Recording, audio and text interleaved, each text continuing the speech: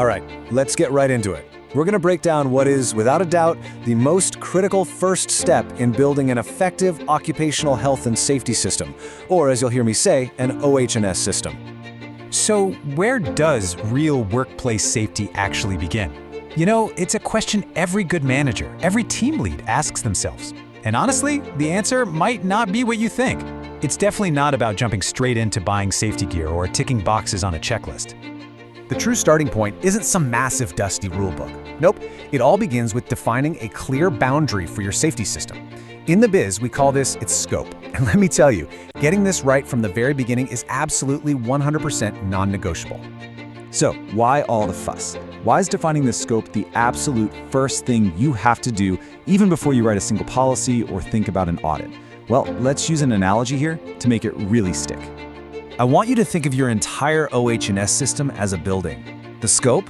That's the foundation.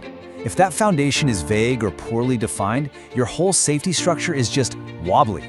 It's like trying to build a skyscraper on top of sand. It's really not a matter of if it's going to come crashing down, but when.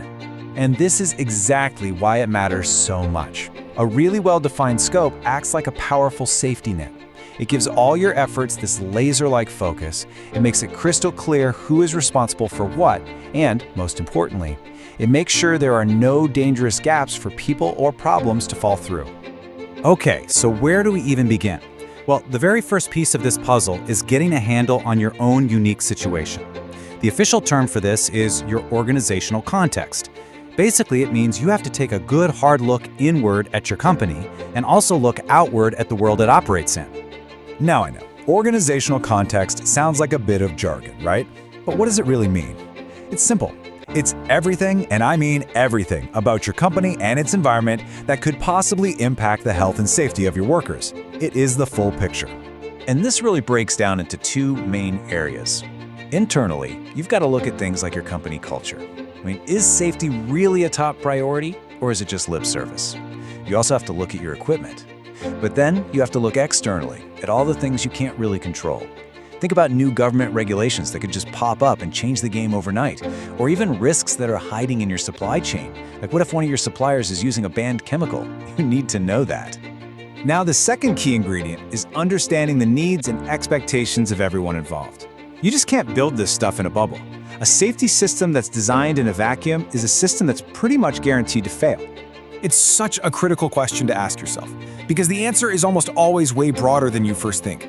We're not just talking about the employees on your payroll here. You've got to think bigger, much bigger. So here's the formal definition, and this is so important. We are talking about anyone who has a stake in your company's safety performance. Their needs, their worries, their expectations, all of these are vital pieces of the puzzle you're trying to solve. And believe me, this list can get surprisingly long.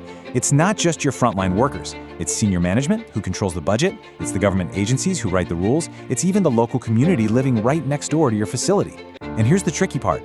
Their needs can often conflict. Your workers might want procedures with zero risk, but management has to balance that with staying profitable. Your job is to understand all these different viewpoints and navigate those tensions. Okay, we've got our two core ingredients, we've taken a deep dive into our context, and we've listened carefully to all of our interested parties. Now it is time to put it all together and actually draw that line in the sand, to define the scope. It really boils down to a pretty simple formula when you think about it. You combine that deep understanding of your company's internal and external issues with the needs of all those interested parties. That combination, that synthesis, that's what creates a scope that's actually meaningful and effective. So the process breaks down like this. First, you analyze your context. Then you identify your people and what they expect. And finally, you determine your boundaries. This is where you draw that clear, unmistakable line defining exactly which physical locations, which work activities, and which people your safety system is responsible for protecting. And this can't just be some casual conversation you have in a meeting. The final result has to be a formal, documented statement.